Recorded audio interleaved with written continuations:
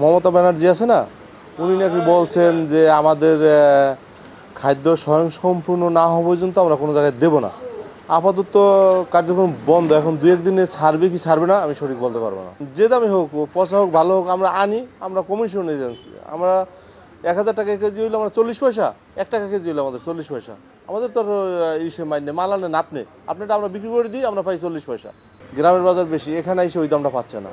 এখানে আজকে মনে হয় 3800 3900 4000 টাকা বাজার, কিন্তু এখানে ওই তুলনায় 100 টাকা ওখানে কেনাই পড়তে পারি, যে আরও 5 টাকা কস্টিং খরচ আছে, কিন্তু সে খরচ নিয়ে এখানে এসে আমরা বিক্রি করতে পারতেছি না, খাচ্ছে না কাস্টমার, খাচ্ছে না, কাস্টমার কম।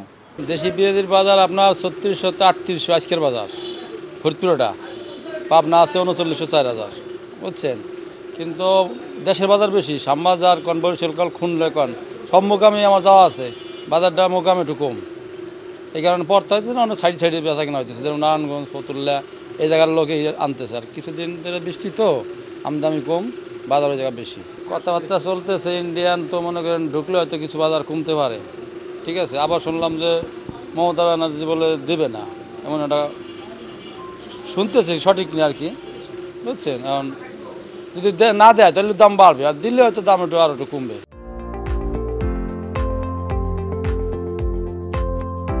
20% ওখানে ওই ট্যাক্সটা কমানো আনতে, তাতে দেখা গেল যে আমার ধারণা যে মিনিমাম 8 থেকে 10 টাকা কমে যায় আর কি ওই জায়গাতে। 8 টাকা 10 টাকা যদি অনেক কমে, তাহলে আমার বাংলাদেশেও কিন্তু এটা প্রভাব পড়বে, এবং আমি মনে করি যে 1 সপ্তাহ পরে এই প্রভাবটা বাংলাদেশেও পড়বে।